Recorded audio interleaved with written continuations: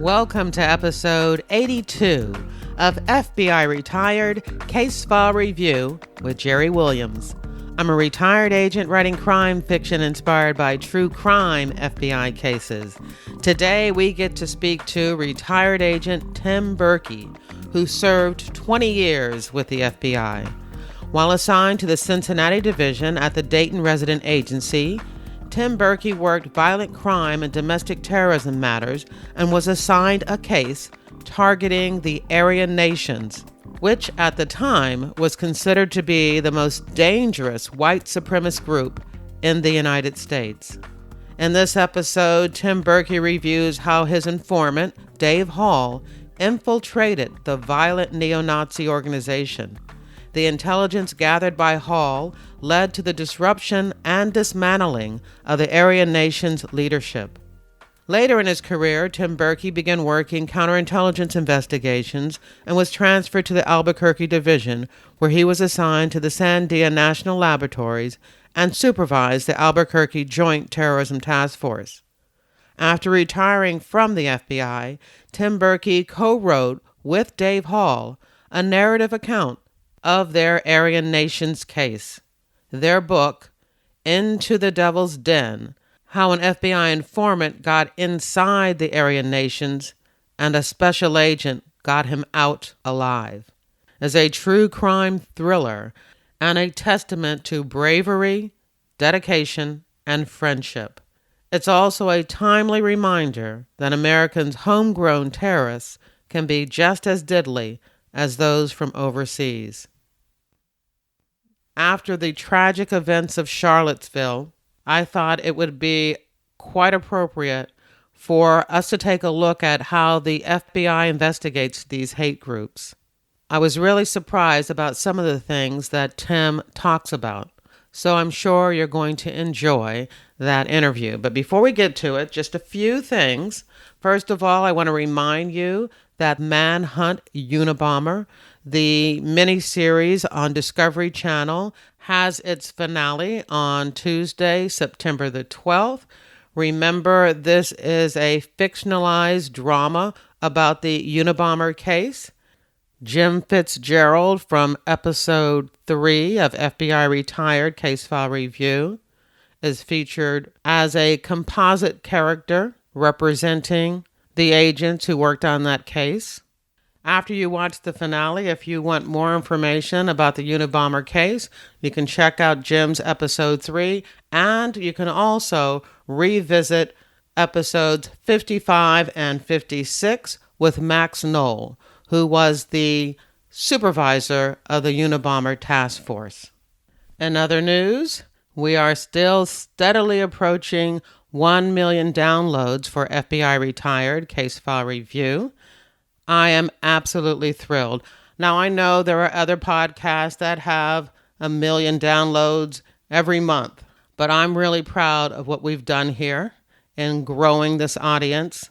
Remember, I've always said that I started the podcast as a way of introducing potential readers to my FBI crime fiction, but this has definitely grown into a podcast where the retired agents I interview and I hope to assure the public of the FBI's integrity and independence. But since it originally was a marketing tool, I got to do a little bit of marketing and let you know that Pay to Play, the audiobook, is now available on Amazon, Audible, and iTunes. I decided to make the investment in having the book produced as an audiobook after receiving a number of requests from listeners. But I understand that Pay to Play may not be for everyone. Inspired by true FBI cases featuring corruption, extortion, sex, money, and more, it's raw, gritty, and has strong language. I have tacked on to the end of this episode the second chapter where we're introduced to Carrie Wheeler, the female FBI agent investigating corruption in the Philadelphia strip club industry. So stick around after the interview to check that out. When you pick up a copy of Pay to Play for yourself or as a gift for someone who loves crime fiction, you're helping to support the podcast and to defray the cost for me to continue to produce ad-free content on a weekly basis. Plus, it's a good read. So, thank you. Now here's the show. I'm excited to introduce you to my guest, Tym Burkey. Hey, Tym. Hi there, Jerry. How are you? I'm doing great. With all of these hate groups that have been underground so long, have now come out. I know in the late 1990s that one of the most frightening hate groups was the Aryan Nation. You had a case where you were targeting the Aryan Nations. That's correct. And it was a national case, and you're absolutely right that it was the FBI at the time considered the Aryan Nations the most dangerous domestic terrorism organization in the country. Do we consider now organizations like the Ku Klux Klan and white supremacist groups and neo-Nazi groups, are they also considered domestic terrorist groups? Yes, they are. So you were on a squad that was investigating primarily domestic terrorism. Yes, back in the late 90s, domestic terrorism came about due to a Nunn-Lugar Act, and Congress provided funding for the FBI to investigate domestic terrorism acts and violence. This came out of Oklahoma City and the Oklahoma City bombing. And before that, of course, the Oklahoma City bombing was based on the conflagration at Waco at the Branch Davidian compound. And the Aryan Nations had a even longer history. It was formed by Richard Butler, and he formed it in Idaho. And he had a compound, and he had armed guards, uniformed members, and so it was nationwide as well. Butler had his leadership outside of the compound in Idaho. It was at Hayden Lake, Idaho. And he also had an individual by the name of Harold Ray Redfarron, who at the time was believed to be the heir apparent to Butler when Butler passed away. And Harold Ray Redfarron ran the church in southwest Ohio. I should say the Aryan Nations Church, which was also called the Church of Jesus Christ Christian. And so it had a twofold look to it. It had the uniformed members, so it had the political side, and it also had the Sunday religious services run by Redfarron. With a philosophy of racist ideology, of hate. Yes, absolutely. Yes, it was a church.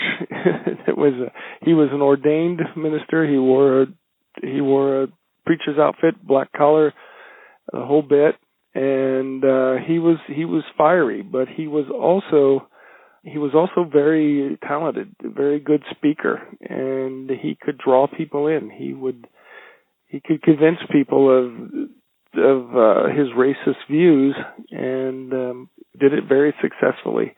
He drew about 30 to 40 white males every Sunday to church, and they would bring their families. And then there would be the card-carrying, uniformed political meeting after church. And that, of course, is where the concern was, because that's where the problems would come from. Problems like? The planning for violent acts. They followed the Robert Matthews in the Order, which was back in the 80s, and which ended in a shootout at Whidbey Island, Washington. So they were robbing banks, credit unions, armored cars to fund the movement. And Redfarron had a similar philosophy, but Redfarron had also spent a number of years in jail. He had shot a Dayton police officer. Unfortunately, he did not kill the officer, but seriously wounded him during a traffic stop in the late 70s. And at the time, the laws in Ohio at least favored individuals with mental illness. He he was a psychopath, and they deemed him as mentally ill. So he spent about a decade and a half in prison, and then was released, and that's when he formed the church in Ohio and also aligned with the Aryan Nations. Wow, this is really fascinating because I did not know anything about this church part of it. I mean, people talk about, and I know this is going to be controversial as I get ready to say it, but they talk about Islamic extremism. And if you use that word, then in this case, you have to use Christian extremism because they're doing this under the name of the church, which is just absolutely mind-boggling. I wasn't aware of that. Yes. It's very similar, and they justified their evil acts by using the Bible. Now, they used the Old Testament mostly because the Old Testament is more story-based, and it's more easily subverted to a violent kind of ideology, whereas the New Testament is a little more difficult for them to use it, although by the name of the church, Church of Jesus Christ Christian. And so, yes, they use Christianity as their justification to start what they really wanted was a race war. They wanted a war against Zog, the Zionist occupation government, that's the U.S. government, wars against the Jews in the United States primarily, and what they called mud races, which were the minority races in the United States. They felt that once this war started, they could form a homeland in the northwest corner of the United States, and that would be their own country. And they thoroughly believed that they could get the race war started. And a lot of this is based on the Turner Diaries, and the Turner Diaries is the book that promotes the race war. It was written by William Pierce, who formed the National Alliance, which was out of Hillsborough, West Virginia. But he used a pseudonym for the book, but the book described a race war and where the white supremacists took over the northwest part of the country. So that was to be their homeland, and that was their goal.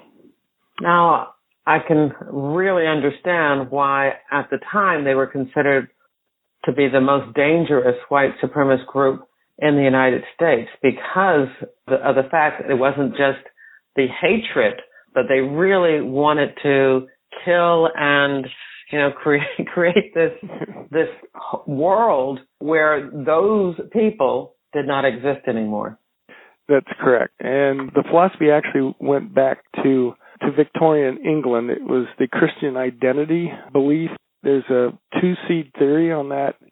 And so in the Bible, Cain slew Abel. And so they believed that Cain was the mud races and Abel was the white. His descendants were the whites. And they migrated to Europe, to Northern Europe, and they believed that's why the white race was selected to be the only race. They followed the Jewish beliefs and customs as well, which is very interesting because they also believed they were the lost tribe of Israel. Oh, really? This is absolutely fascinating. And I guess the one thing that we need to make sure people understand is that the FBI or the U.S. government or, law enforcement is not investigating someone because of their beliefs. So the fact that they believe this was not why they were considered domestic terrorists. It was because of the violence that they were promoting. Right. Yes, the violence was the reason that we investigated them, and the robberies and, the violent acts. The U.S. government is very conscious that there is a Constitution and that there is religious freedom and freedom of speech guaranteed. So these investigations had to be reviewed by the Attorney General and renewed every 6 months. So it wasn't that the FBI decided, hey, this was a group that needed to be investigated. It had to be taken to the U.S. Attorney for approval. So those concerns were very much on the mind of myself and the agents around the country that worked these investigations at the time. Now, your particular investigation ended up to be such a fascinating investigation, and we'll go into all the different parts, but it was so unique that you wrote a book, not just by yourself, but with your informant. And that book is called Into the Devil's Den, How an FBI Informant Got Inside the Aryan Nations and a Special Agent Got Him Out Alive. What a title. Yeah. So for most of this interview, I can tell you that I'm just going to sit back and allow you to tell the story. And while you're telling it, I think I'm going to have my mouth open for most of it in disbelief. So where are you when this case is being investigated? So I'm in Dayton, RA, out of Cincinnati, and the FBI gave enough money for one domestic terrorism agent to be assigned to the Cincinnati Division, and I had been working criminal investigations for about 6 years. That's my first office was Dayton and Cincinnati. So I was intrigued when it became available, the opportunity, and having worked 6 years of criminal, I was about ready to move on to other things, and so I raised my hand, and they selected me, and off I went. Why Dayton? What was in Dayton that made them think that they needed to devote resources to this? Well, the church was between Dayton and Cincinnati. We also had an individual developed who is Dave Hall, and we were one step into them, and because Red Farron was also living in Dayton, Ohio, and he was living with his mother, which I always found very hilarious, that this big, tough white supremacist was living with mommy, but nonetheless, that's where he was located, so that's where the case was centered. Who's Dave Hall? So I met Dave Hall in 97. Dave was a good old boy. He was from eastern Kentucky, and Dave got himself caught up in a drug conspiracy. It was a marijuana case. He introduced a buyer and a seller, and because it was a conspiracy case and because it was out of Kentucky and marijuana rivaled tobacco and corn at the time, it was a problem to Kentucky that they issued a warrant for his arrest. And of course, being a conspiracy, even though all he did was introduce a buyer and a seller, he was just as culpable as the rest. And so I received the arrest warrant, and I grabbed a partner of mine, and we went out and we arrested Dave and brought him in. And Dave, I have to tell you, is 6'4". He was about that time probably about 325, 350. His arms were, as I describe in the book, his arms were as big as ham hocks, and it was muscle. And he was tatted up and down. He is actually friends and lived right around the corner from the Outlaws Clubhouse, the Outlaw Motorcycle Clubhouse, and had known these guys for years. And he never became a member, but he looked the part and acted the part. So we arrested Dave without incident, fortunately, and we brought him down to the judge in Dayton, and the judge let him go on his own recognizance and told him to go down to Frankfort, Kentucky, and turn himself in down there and deal with his problems. So Dave did that, and he met Judge Joseph Hood, who was a Vietnam veteran and a patriot, and Judge Hood recognized Dave's limited role in the conspiracy and gave gave Dave 6 months to help himself out, as the judge put it.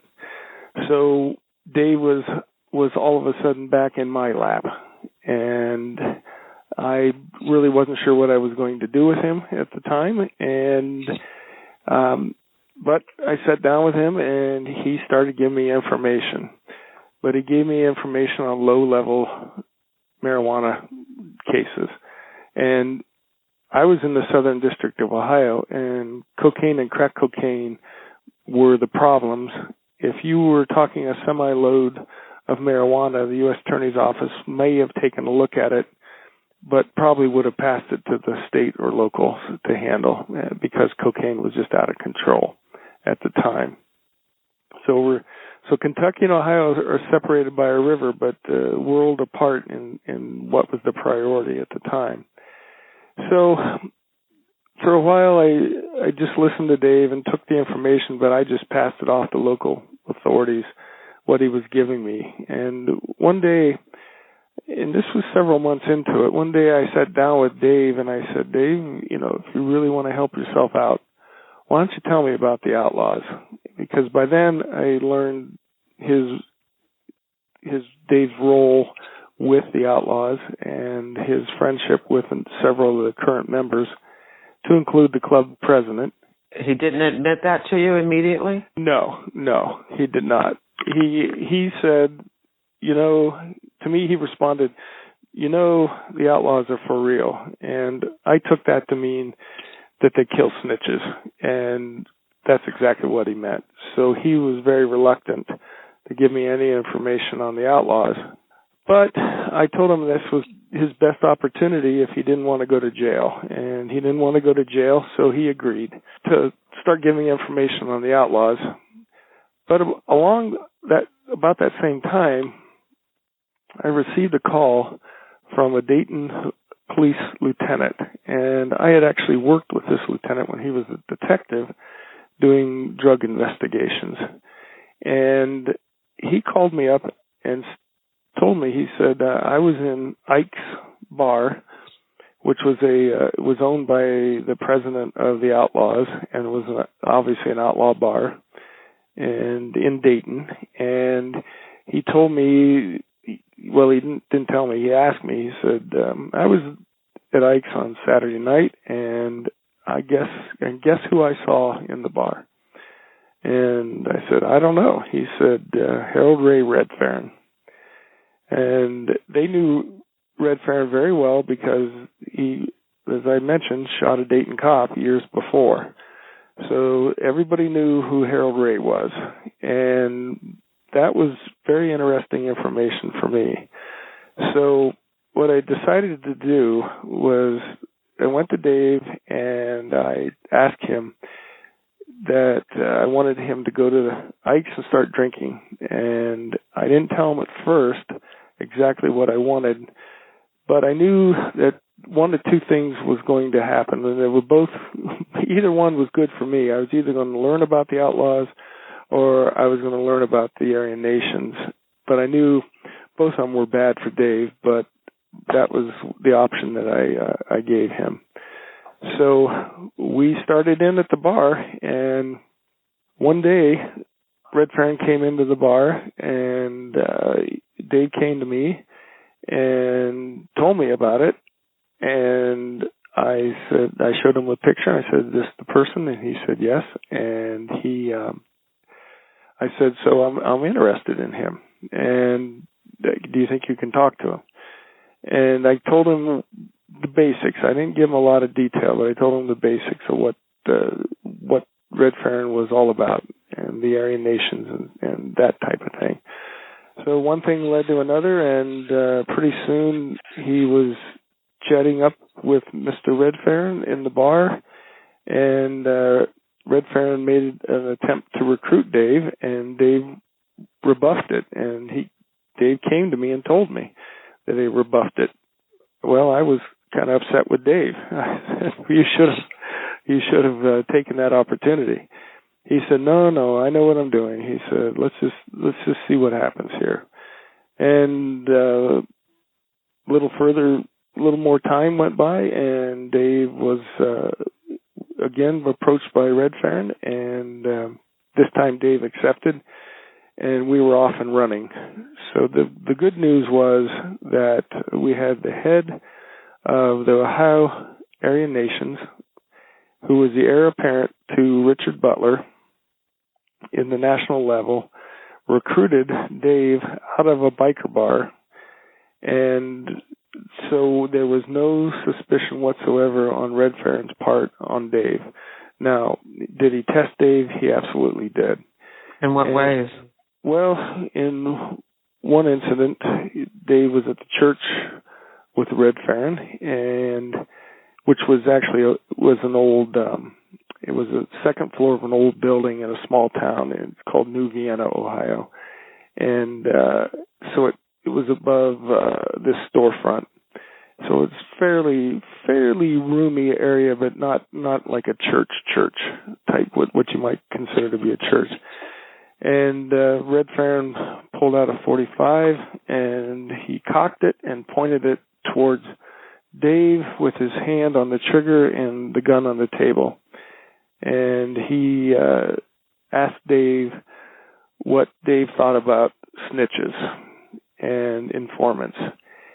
And Dave kept his cool, but responded that he believed that they ought to be invited into the church, and then basically he said that they ought to kill them. And the whole time Dave was holding himself back. He wanted to grab the table and just turn it over on top of Red Farron. But Dave kept his cool, and Red Farron smiled at that point, uncocked the .45 and put it away.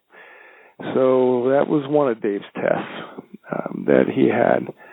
The Aryan Nations also did background investigations, believe it or not, to include neighborhoods. And when Dave was away and Red Farron knew it, Red Farron went to Dave's neighbors and asked about Dave. And of course, being kind of a tough neighborhood, the information flowed back to Dave. But he was doing his due diligence to check out Dave. Had Dave ever been charged with a crime before? Had he gone to jail before? No, Dave had never been in prison. He had, kind of just minor stuff in his background. I think the worst thing he was back in the 70s, he had been picked up for possession of LSD, and the charges were eventually dropped. So no, Dave hadn't been in prison. All right, so I guess he passes the test. Yes, he passes the test. And they held him back. They had a couple rallies at the time, and they were very, very similar to what we're seeing today, these rallies. The big difference being the police at the rallies in Ohio, what they did is they had a no man's land down the middle, and they had, which was full of police, and then they had the for on one side and the against on the other, with police surrounding them. At one rally, the police kept snipers and observers up on the roof, and so the police kept them in line, kept these two factions in line, so they kept the violence to a minimum at these. And but they were recruitment tools for the Aryan Nations, and at the time there was a limited amount of internet, but nothing as it is today. So recruitment, they relied on publicity, they relied on leafletting, they relied on rallies to get the message out. So along about the time, we had two brothers. They were the Kehoe brothers that came through Dayton, and they were selling guns at gun shows, and the brothers were driving up during the weekend. They were driving up towards New Vienna, Ohio, and they were stopped in Wilmington, Ohio. And they were in a Suburban, and they were pulled over by a state trooper. The sheriff's department came and backed up the patrol, and as they approached the car, one of the brothers got out and opened fire on the two police officers. They returned fire, and the van sped off, one brother driving and the other one took off running. And later, the police, we have dash cam footage of this, that another police officer blocked the vehicle, and the next thing you see is the window just erupted from gunfire. And the only casualty that day was somebody walking down the street that was hit in the leg. Well, at that point, the Quijos took off again, but this time they left the vehicle. They took off on foot, and it turned out that they had their wives weren't that far away, and got them and got them out. And so they got away, but we had the Suburban, and the Suburban was loaded with assault rifles and shotguns and pistols, vests, police raid jackets, that type of thing. Oh, no wonder they didn't want to be pulled over. Yes. And why were they initially pulled over? Did the officers who pulled them over have any idea what was in the car? No, they had no idea who they were or what was in the car. It was it was a registration issue that they had.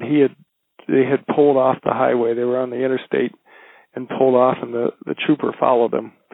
And it was merely what they were looking at. It was a registration. Looking at the plate, something wasn't right, and they pulled them over. But it was the coincidence of that being happening so close to New Vienna, to the church, happening on a weekend that was right before the Martin Luther King rally in Columbus, Ohio, that we felt that the Quijos were bringing weapons to the Aryan Nations, and whether that was to be part of the upcoming rally, or was it because they were selling guns, or what the purpose was. Now, the Aryan Nations used to keep what they called a war wagon away from their rallies, and it was driven by a member, and it had their weapons in it, because they were searched when they would go to the rallies. And so the idea was that if they could get the groups into a riot, that this war wagon would drive into the crowd, very similar to what happened in Charlottesville, although I don't think it was a war wagon in that case, but would drive into the crowd at a certain point, and the members knew that, would run to the car and grab their weapons. So the similarity is eerie to me, but I think a different purpose. Mm-hmm. So we were off and running, and of course, having come from working criminal investigations, I felt that I could have this problem handled in a short order of time. And I thought, a couple of months, I'll have this resolved.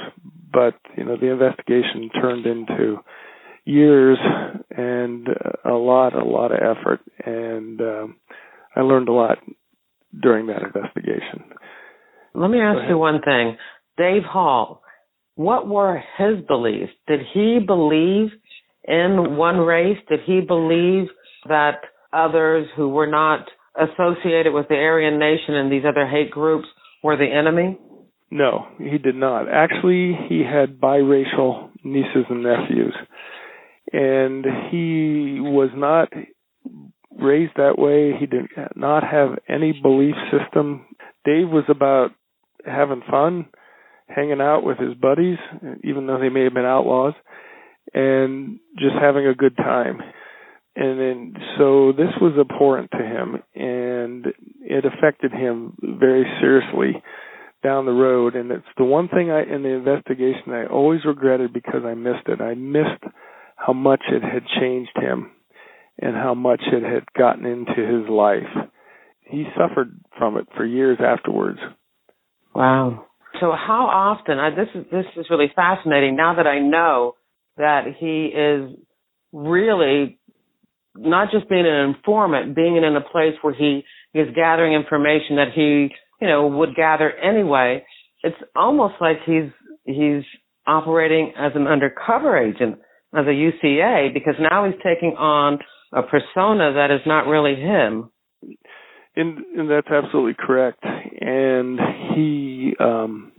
we had looked at trying to do an undercover agent into the group initially, but we couldn't find anybody that was 6'4", 350 pounds, tatted up and down, and rode with the outlaws. You know, it was just perfect. It was a perfect scenario, and it couldn't have worked out any better. So we kept going. The 6 months ended, and so I told Dave to go back and talk to the judge. He went back down, and the judge gave him another 6 months to help himself out. So Dave came back, and we kept going. And at a year's point, though, I knew that the judge would likely sentence him at that point. And I was in touch with the U.S. Attorney's Office down in Frankfort, Kentucky, and they indicated that likely be the case. But by then, Dave was so into the group that I traveled down and spoke with the judge in camera about Dave and what he was doing, and was completely upfront and honest about it. And the judge came out and deferred his sentence. So basically, Dave worked himself out of his problem.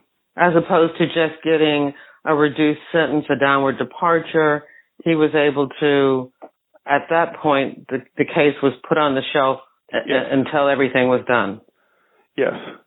So Dave came to me, and I knew at that point Dave could leave. He could quit the Aryan Nations investigation. I mean, he had done everything he needed to do for his legal problems. So Dave came to me, and we sat down and we talked about it. And that's when he pulled out the pictures. He said, "These are my nieces and nephews." And they were biracial. And he said, "I'm going to continue to help you, but I'm going to do it for them." And I said, "That's fine. Whatever your motivation is, Dave." So we kept going.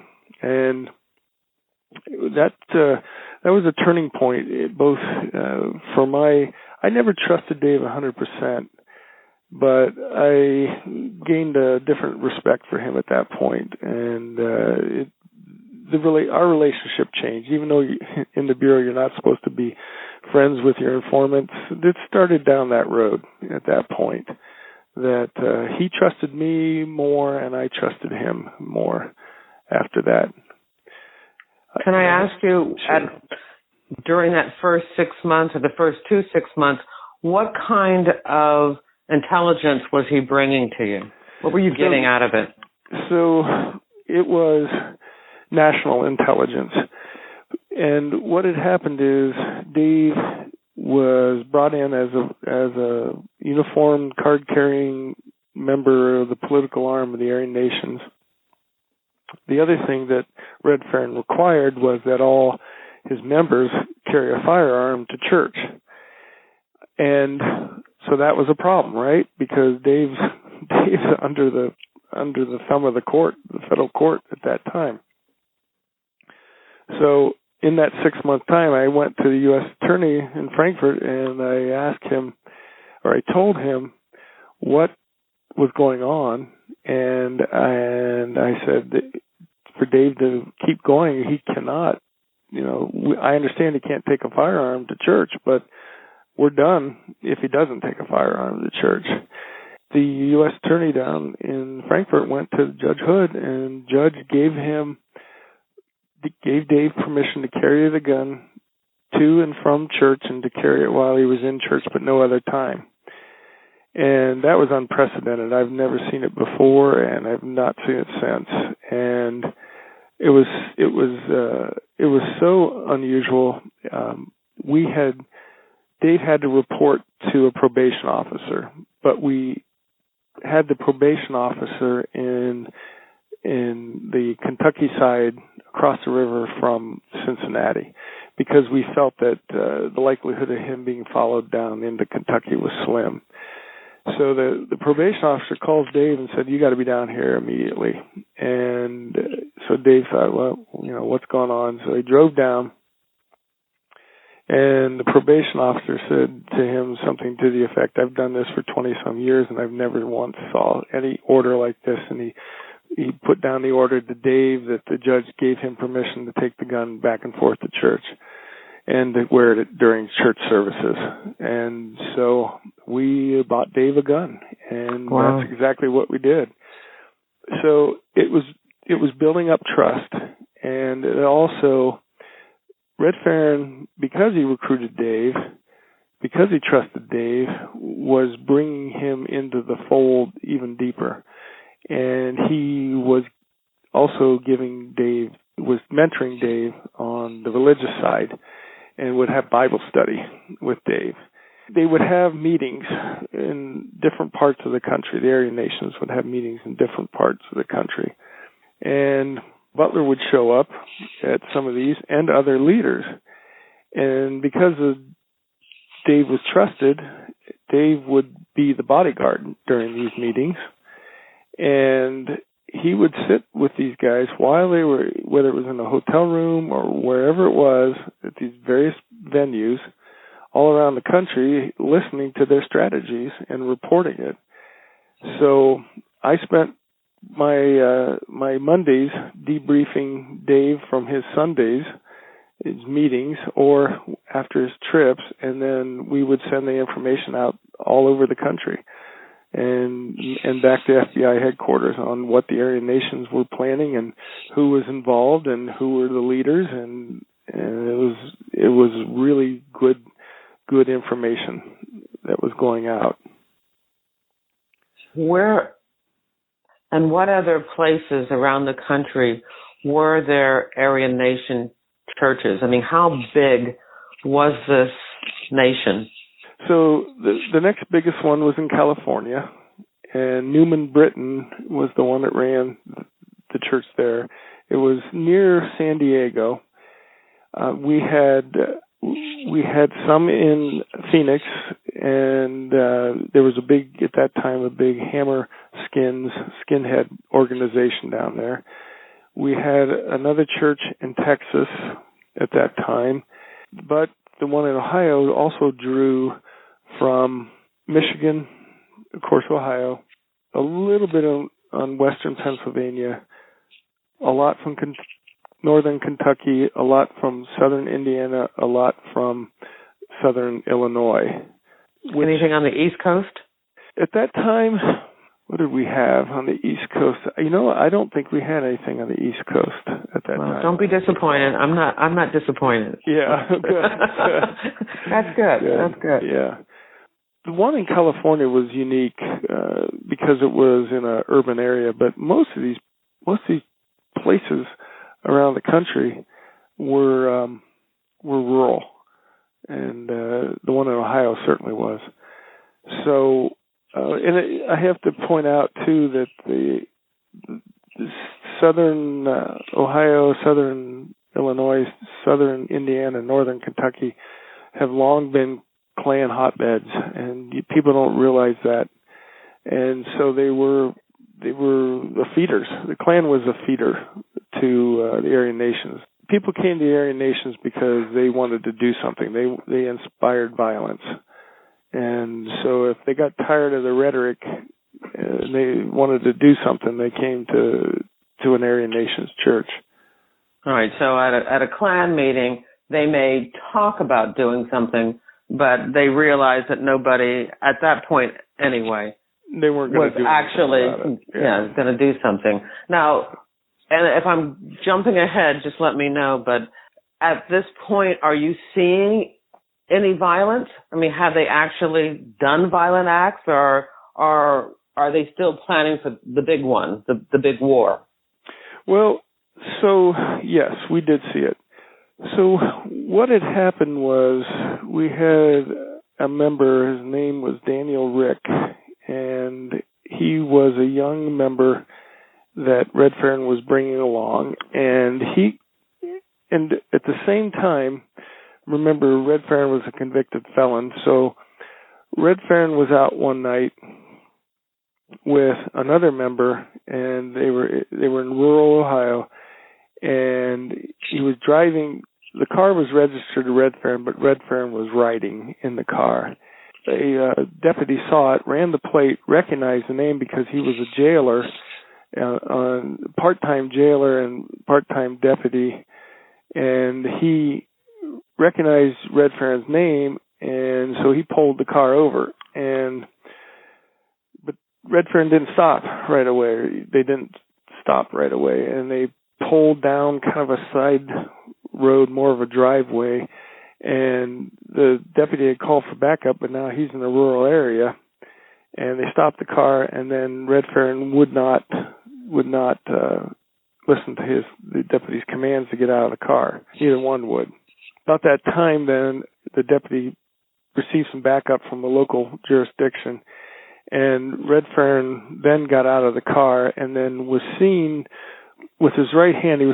He got out of the car on the passenger side, turned to the rear of the car, faced the rear of the car, but the deputy saw his right hand just twitch, and so they cuffed him, and they found a knife in the back seat of the car, and they were able to tie that knife to Redfern, and Redfern got 6 months because he was a convicted felon and he was in possession of a weapon out of that. So during that period of time, Daniel Rick, the young Aryan Nations member, got involved with Dennis McGiffin, who was running a sect of the Aryan Nations. He was also attending services in Ohio, but he had his own offshoot going in southern Illinois. And Dennis formed they called it the New Order, on the back of what Robert Matthews was doing in the order. And their plan was to start robbing banks, credit unions, armored cars to earn money for the cause. So they got caught up in a conspiracy by the Springfield FBI, and all those folks were arrested. So that was one of the violent acts, and I went down after Rick was arrested, I went down to his house in southern Ohio and talked to his wife and convinced her to turn over Rick's weapons, to include an AK-47 that he had down there. So we had that. We also had some weapons dealing with a group out of Michigan. There was Daniel Rick was also involved with this. Daniel Rick was a tattoo artist, and he would go up to Detroit and do tattoos. But they were using the tattoo parlor to launder money for the Outlaws motorcycle group, and they were buying weapons from the Outlaws as well. So we were having smatterings of violence all around. Unfortunately for us, though, Redfern was in prison for the 6 months when most of this went down, and he was never implicated in the conspiracy, although we were able to listen to phone calls from the prison, and it was obvious to us that although he was not implicated in the New Order, he knew all about what was going on with the New Order, but he was not involved in the conspiracy, did not make, he's very careful. He knew he didn't want to stay in prison any longer than he had to. And he was working to get others to do his bidding. So was the whole point at this time to grow their army? They had this purpose of carving an isolated homeland. So I take it what they needed then is to grow an army big enough to go into war. Yes, and they needed weapons and they needed money, and they knew it. And they also, I'm getting a little ahead here, but in Y2K, when the millennium came, they thought that all the computer systems were going to crash and they needed to be ready at that point too. So they did have a kind of a long-term goal in mind, even though this was by this time we were early 1999. Time was approaching. Yes, absolutely. So we kept going and with the investigation, and along came an individual into the church by the name of Cale Kelly.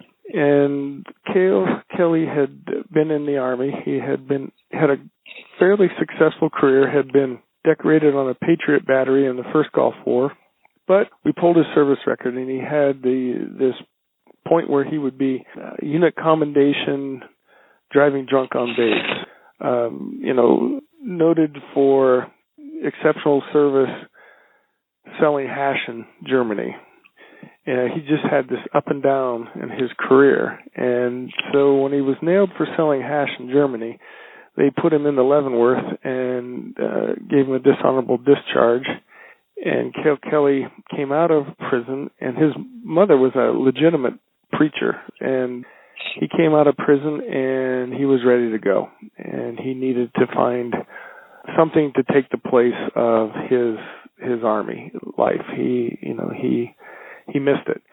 And unfortunately, though, he hooked up with white supremacists and eventually made it to the Aryan Nations compound. And he was a big boost to the group because he had military experience, and he was looked upon as somebody who could give them good training. And he was a hardcore member at that point. Matter of fact, we would see Cale Kelly at church in New Vienna, and he would be out on the roof of the church with binoculars and in a uniform, and he was right at home in his element. What we decided to do was start focusing a little bit more on Cale Kelly, and so I had Dave start paying a little more attention.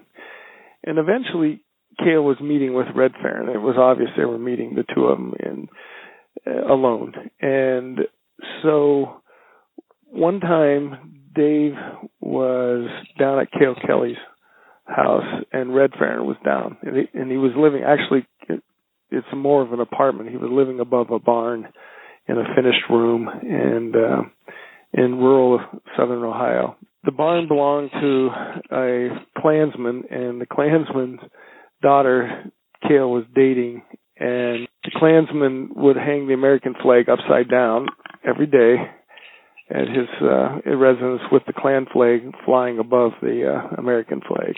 So it was an interesting situation. But Cale was down there, and Dave was down there, and Dave drove Red Farron down, and Red Farron told Dave to stay on the one side of the barn by the car. He was going to walk around with Cale. He needed to talk to him. Well, Dave being Dave, decided to sneak kind of through the through the barn. Dave snuck through the barn, and he went to the rear of the barn, and where Red Farron and Cale Kelly were talking. And he heard Red Farron say something to the effect of, if you go through with this Earl Cable thing, we're done. And then the meeting kind of broke up, and Dave got back to the car, and on the way back to Dayton, Dave asked, what's going on with Cale? And Red Farron said that he's about to get himself into big trouble. And that was the extent of the discussion. So they gave me that information, the Earl Cable. And so I sent it out to all the offices that had anything to do with Aryan Nations. And does anybody know what this means? And I had an analyst from the Louisville division called me up and said that I think Earl Cable might be the Earl Cabell Federal Building in Dallas.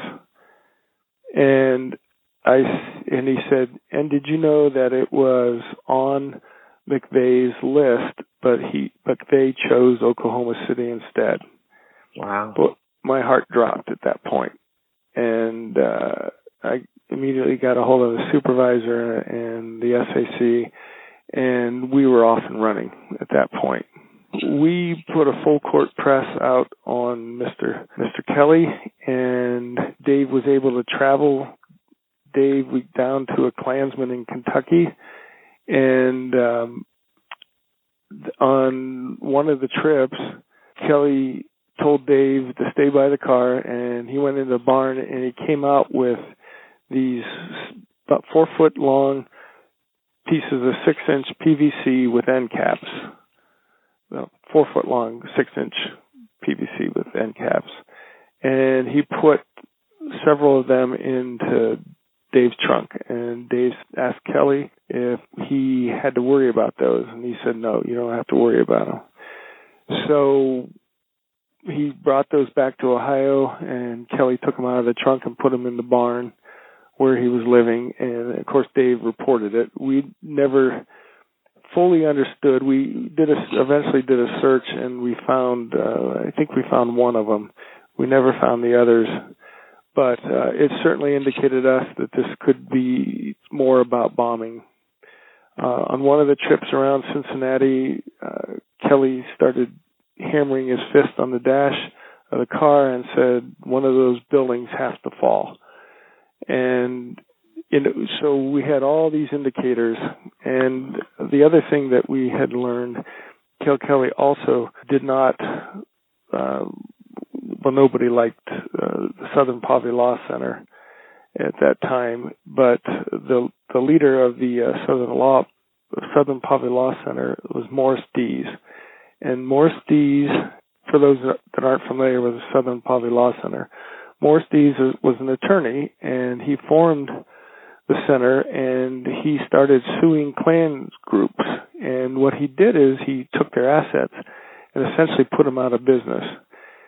And he was very successful with this.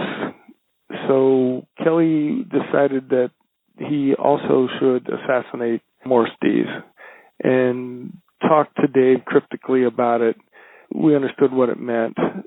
We first learned about this in February. We hit March. Now we're approaching April. And April 19th was the Oklahoma City bombing and the conflagration at Waco.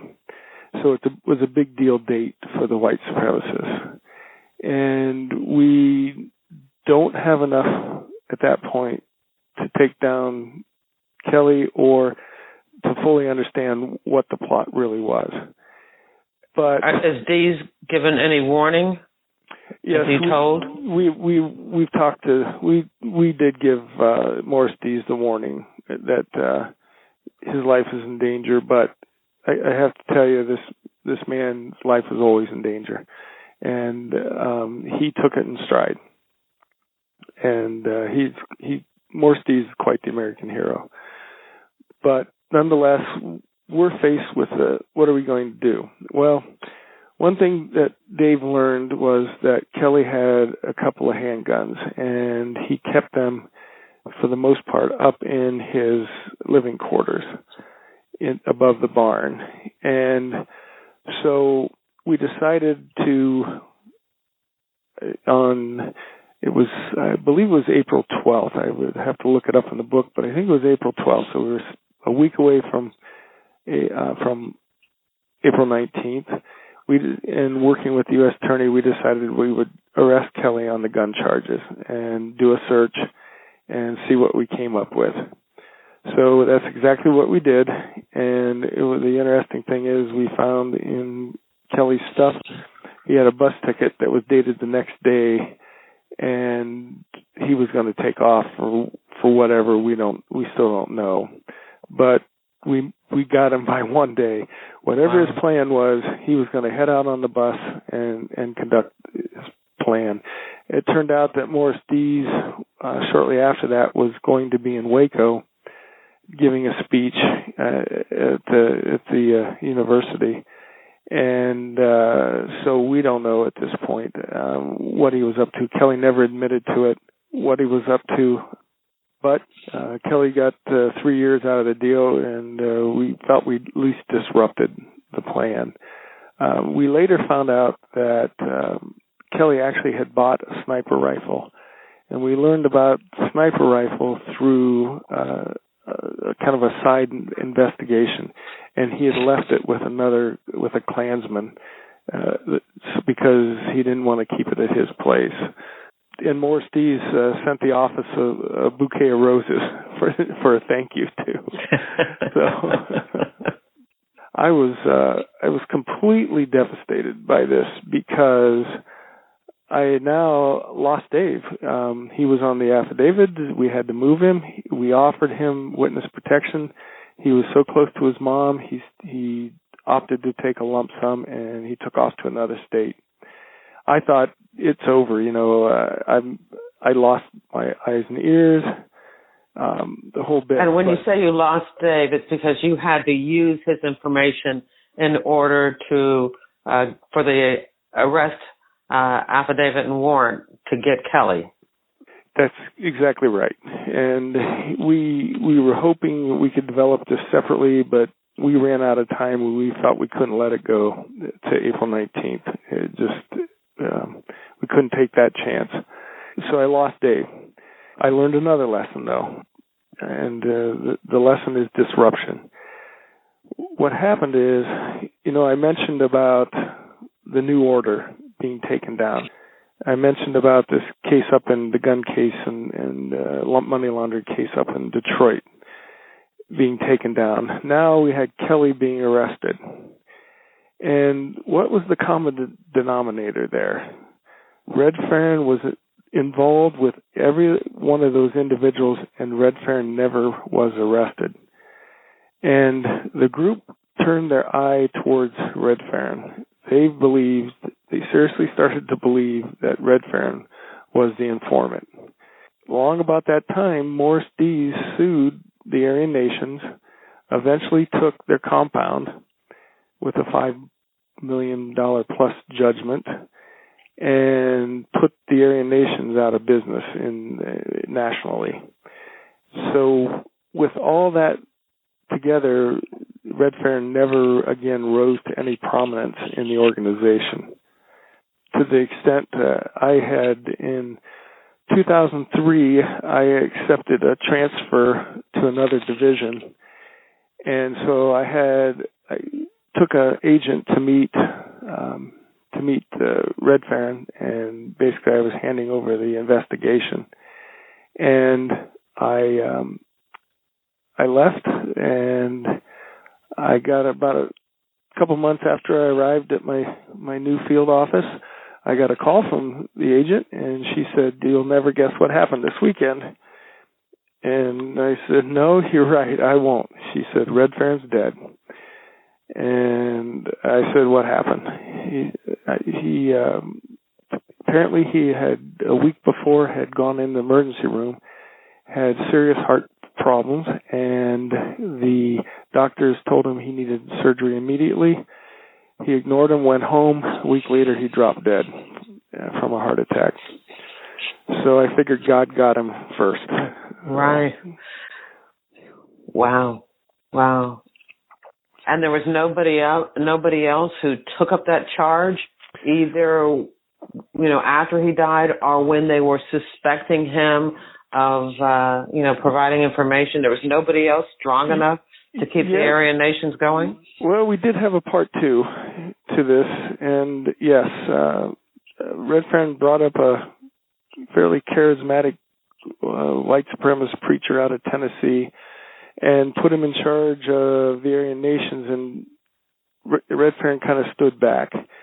And this individual started buying and selling stolen property, buying and selling guns to raise money for the cause, and we ended up arresting him. And just in July, I believe, of 2001, and that was really the death nail for the Aryan Nations in Ohio at that point, because when we took this guy down, the organization splintered after that.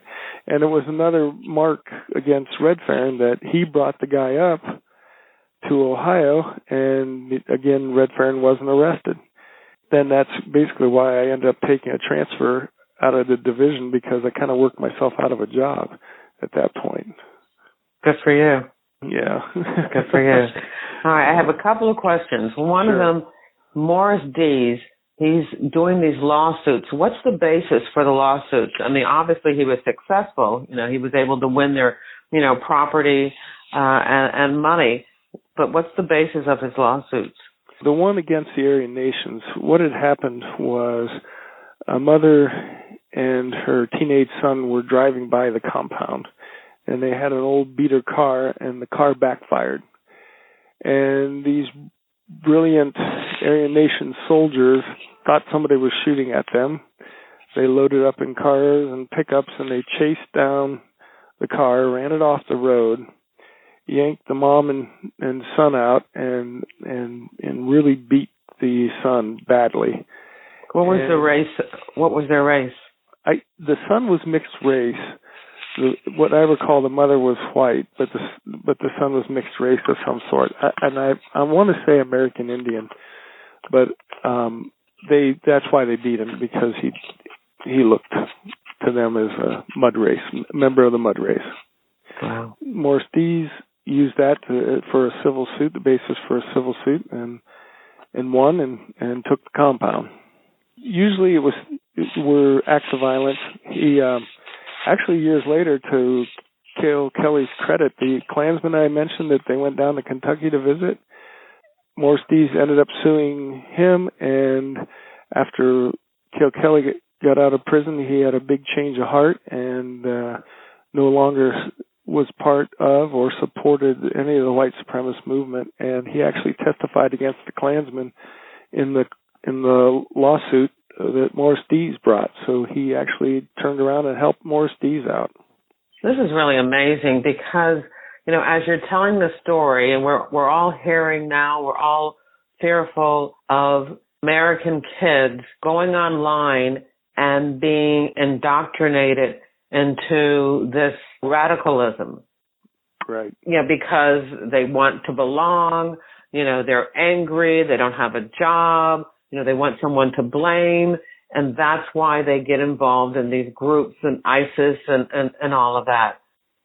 Yeah. But when you look at this, it's exactly the same. Because you have people, obviously, who don't truly, really believe in this race war stuff, because later on they get out of it. They just seem to be caught up.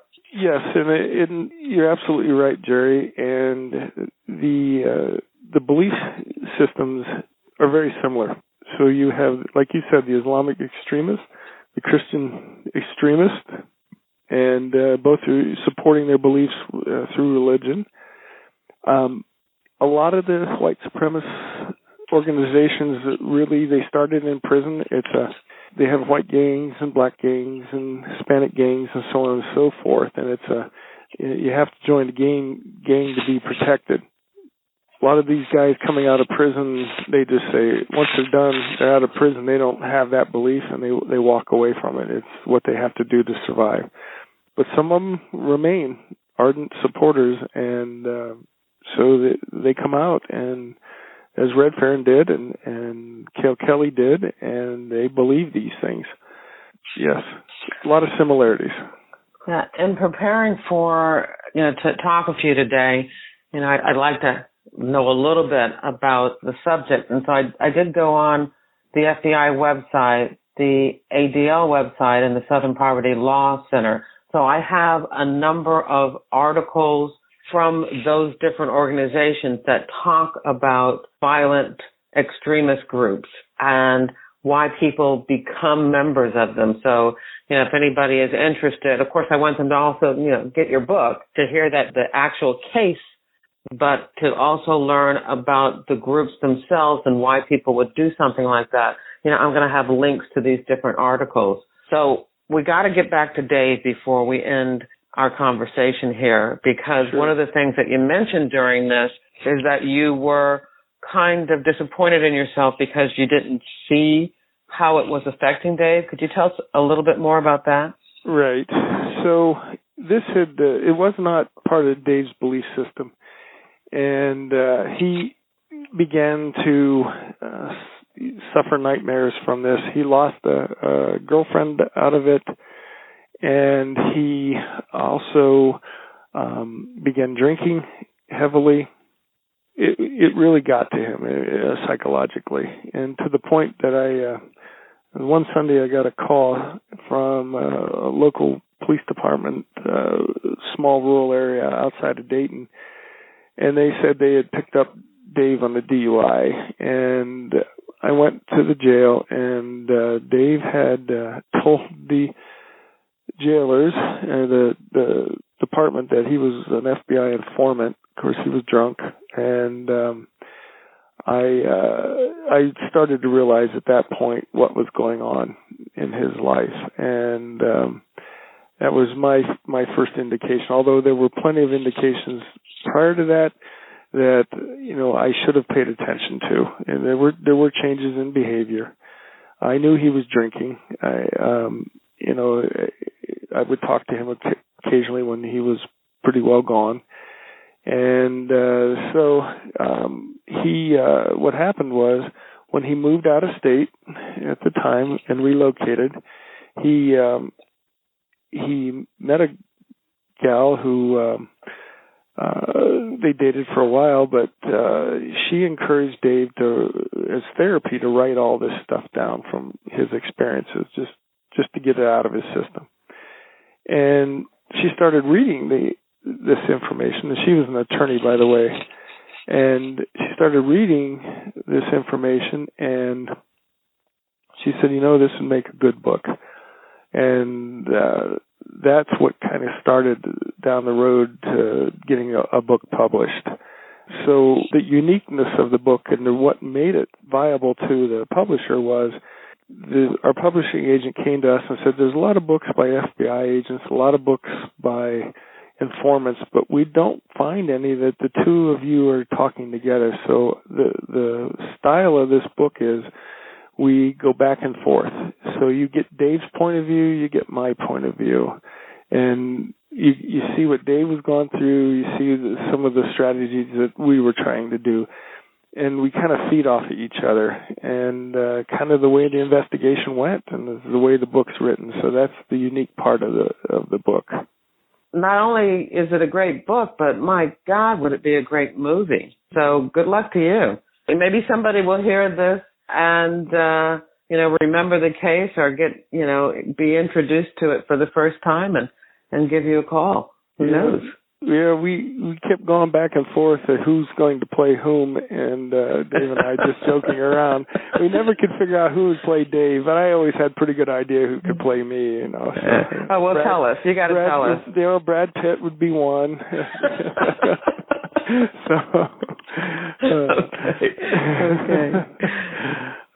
So it sounds like then that you and Dave are, you're retired now, and Dave, I take it, has moved on to something else. But it sounds like you guys are still talking. Yes, we remain really good friends and associates. And for a while, we were able to get the word out through the FBI. We would go to various conferences and whatnot, and the FBI was very good about it. And they would fly Dave in, and of course I was still in the bureau at the time, and we were able to present our story out there, and which was always nice. And so yes, we have remained close. We became, we trusted each other, and Dave trusted me with his life, and so there's not much more trust bond there than that. This is really fascinating, and I'm sure when you first joined the FBI, you had no idea that your career would take you to domestic terrorism and fighting against, violent extremist groups. When did you decide that you wanted to be an FBI agent, and why? Well, I think a couple places along the way. We'll have to go way back, so I'll date myself. I was, in 1969, I was 10 and living in a small town, and we had a major flood, and there were a number of people killed, to include 2 police officers who were out on a boat trying to rescue people, and they ended up becoming victims. And I always remembered that, and I joined a Explorers, Law Enforcement Explorers Club a few years after that, and I remember writing a report on the FBI, and time went on. I followed along, and I tried to get in when I was 26 because I had my 3 years work experience and my degree and the whole bit, but I was not competitive at 26, and I knew it walking in. So I continued to work and raised a family and ended up getting a master's degree. And I decided, well, you get 2 shots with the FBI, and I am going to try one more time, then I'm moving on to something else. And lo and behold, it all worked out. Took me a little while to get in, but finally made it. Excellent. This has been absolutely fascinating, and it's so timely right now to get an understanding of the mindset of these violent, racist, extremist groups. What would you like to say? I mean, you have the last word. You can talk about this case. You can talk about what's going on in the country today. What would you like to say? Well, thank you. The white supremacist movement ebbs and flows. It has since, a very long time. And my history with it goes back because Butler really got inspired in the 50s by this. But you see it ebbing and flowing throughout history, and we can't let it go. We can't let it just pass and ignore it as well. It's just a bunch of crazy people. Because out of those bunch of crazy people, there's 1, 2 that could do another Oklahoma City or something along those lines. And that's my biggest worry, is that we ignore the domestic terrorism as we're going after the international terrorism. And that's the end of the interview. As always, back at jerrywilliams.com, you'll find a photo of Tym Burkey and a photo of Dave Hall, and newspaper articles about the Aryan Nations case and about white supremacist groups, and an article from the FBI website about why some people would consider joining these types of hate groups. I also have a link to Tym Burkey and Dave Hall's book, Into the Devil's Den. If you enjoyed the interview, I hope you share it with your friends, family, and associates. I make it easy for you. At the bottom of the episode show notes, you'll find all the social media share buttons. And if you're listening to this on your phone or iPad, you can, of course, share it directly from your device. My crime recommendation for this week is my own novel, Pay to Play. I hired Melissa Risian Frank, a professional voiceover actress, to narrate Pay to Play.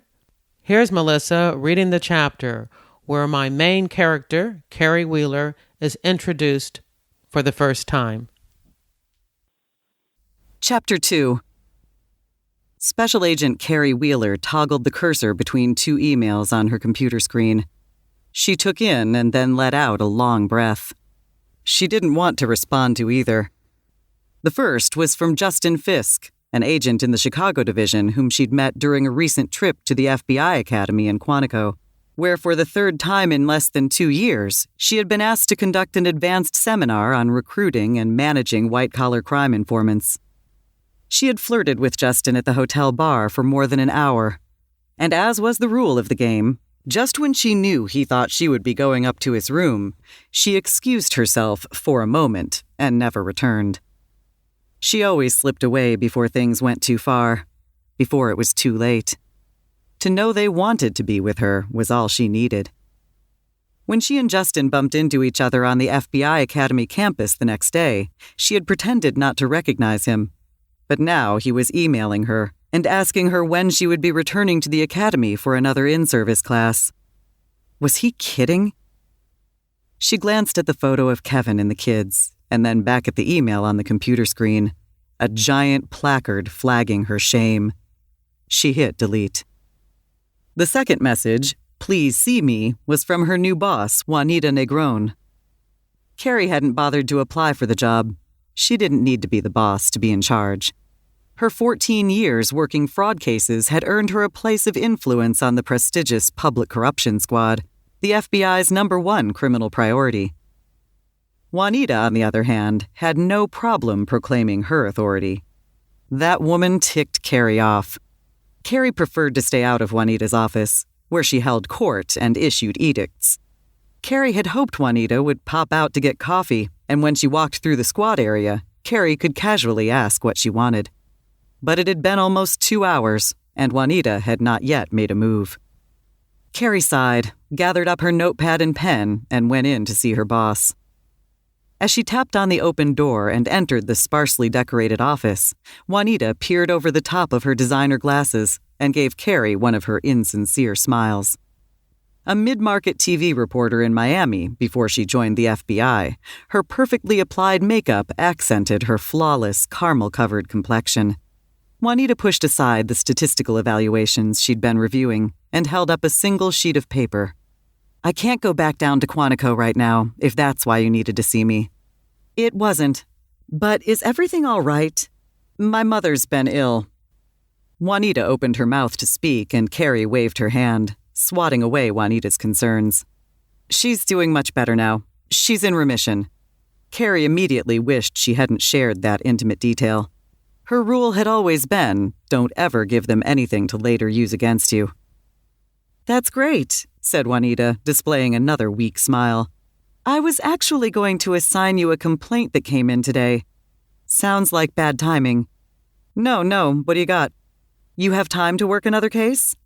"Of course." Carrie smiled. "You know me. If it's something good, I'll find a way." "You sure?"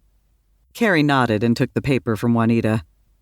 The information block of the one-page form contained the name Tanny Colosi, a telephone number, and a few lines of succinct narrative. Complainant advised that she has information about the head of business licensing and inspections for the city of Philadelphia, Stuart Sebastiani, accepting cash and gifts from strip club owners. Complainant is a stripper at a local club. Complainant requests confidentiality. "I thought it was the perfect case for you. Your kind of thing." "Strip clubs?" Carrie thought, then said, "What makes you say that?" "I heard the Inquirer dubbed you the hall monitor after your second city councilman conviction. This case has the potential to be another public official busted on a bribery and kickbacks indictment. Right up your alley, right?" Carrie read the complaint again. "Sebastiani, isn't he that boobgate guy?" Juanita looked puzzled. "Never mind," Carrie said. "Go ahead and assign it to me." She scanned the name listed on the paper. "I'll go see this Tanny Colosi woman today." Juanita motioned for her to return the complaint form. While waiting for her to scribble and initial an assignment memo at the bottom of the page with her Bulgari pen, Carrie stared at the area behind the desk. Centered behind Juanita was the same signed and numbered watercolor print of an FBI SEAL and Thompson submachine gun that hung in the office or home of every FBI agent with vacant wall space. She had been promoted more than 3 months ago, but had unpacked only this one item. Why were there no family photos, no mementos, no plaques or certificates? "Can you take one of the young guys with you?" Juanita looked up from her desk. "They're hanging around the office too much." Carrie glanced out the doorway at the agents gathered in the squad area. Asking one of the beer-guzzling former frat boys to come to interview a stripper with her didn't seem prudent. Instead, she would bring along conservative family man Everett Hildebrand, just for grins and giggles, a phrase she'd often heard him use. "I'll get Hildebrand to help me out." "Carolina, really? Hildebrand?" She knew Juanita didn't like Hildebrand, but that was no reason for Juanita to use her full name, as if she were a child. The supervisor waited for her to say something, but she kept her mouth shut. "Just because he made the mistake of disrespecting your squad car policy doesn't mean I have to shun him too," Carrie thought. Juanita handed back the form. "One more thing. The Citizens Crime Commission Awards luncheon? I told you, can't go. It conflicts with my kids' parent-teacher conferences. But you're one of the recipients. I appreciate the recognition, but as much time as I spend here, it's my family that deserves an award." She smiled, placed her right hand over her heart, and patted her chest. She left the room without saying another word. Back in her cubicle, she got right to work. She Googled the name Stuart Sebastiani. Aha, he is that boobgate guy, she thought. Perhaps it was a quirk of fate that a complaint involving strip clubs and the boobgate guy would come across her desk today. Just that morning, after finding a digital copy of Muffs Illustrated downloaded on Carter's laptop, she had told Kevin she was designating the past few days as Porn Week. 2 days earlier, she had caught Carter looking at sex GIFs on his phone. A quick check of his Twitter account revealed that many of the people he followed had porn star names. She was now policing all of his devices. It was as if his 13-year-old hormones had roared into full throttle that very week. She chuckled and thought, Carter would go bananas if he knew I was going to interview a stripper. She called the number listed on the paper. A female voice answered. Hi, is this Tanny Colosi? Yeah, who's this? Tanny, this is Carrie Wheeler. I'm an agent with the FBI, and I'm calling about the complaint you filed earlier today. I want to set up time for us to talk. Oh, I don't know. I think I changed my mind, Tanny said. I was angry when I called. At Stuart Sebastiani? Did he do something to upset you? Silence. Sometimes we try to talk ourselves out of stuff, Carrie nudged, even when we know it's the right thing to do. Still no response. Hello? Are you still there? Tanny let out a long groan. She was clearly irritated, but whether with herself or with the phone call, Carrie couldn't tell. You'll have to come to the club, she finally said. I don't want you coming over to my place. She spit out the address to the Playroom, the South Philly strip club where she worked. How long will it take you to get here? You're open now? Carrie asked. It was not yet 2 o'clock. We open at noon. The lunch crowd is thinned out. If you come by now, we'll have a few minutes to talk. I'm on my way. I'm not saying I'm going to tell you anything. I'll see how I feel after you get here. I want you to be comfortable. Oh, do you? You might have to buy a lap dance then. Carrie paused for a beat and cleared her throat. I hope she's joking, she thought. That will depend on what you tell me. Cool. Just make sure to ask for me when you get here, so I can make you out from all the other business types, said Tanny. I'm a black female about 5'8". I have on a dark gray suit. Of course you do. Carrie laughed to herself. Tanny thought she knew her already. The typical female law enforcement officer who underplayed her appearance. Tanny was right. Clean and presentable was her standard beauty regime. What about Sebastiani? What about him? You're not concerned that someone will see us talking and say something to him? Nah, he's got no reason to worry about me. Carrie disconnected and called over to Hildebrand, who sat with his back to her, pecking away at his keyboard in a cubicle nearby. He swiveled his 6'3" broad-shouldered frame to face her. She liked having him accompany her on interviews. People assumed with his height and large build that he was in charge. She enjoyed watching their reactions when they learned she was in command of their 2-man team. She liked that, being in control. Hey, Ev, she said, you want to sit in on an interview with me? Definitely. What's up? Not sure yet. I'm guessing it's the usual scorned woman rats out lover. You need me to drive? I don't think so, Carrie said, laughing. She knew he was joking. His was the worst car on the squad. She jingled the keys in her jacket pocket. We'll take my bureau car. Pay to Play, the audiobook, is now available on Amazon, Audible, and iTunes. This episode was sponsored by FBIRetired.com, the only online directory made available to the general public featuring retired FBI agents and analysts interested in showcasing their skills to secure business opportunities. I want to thank you for listening, and I hope you come back for another episode of FBI Retired Case File Review with Jerry Williams. Thank you.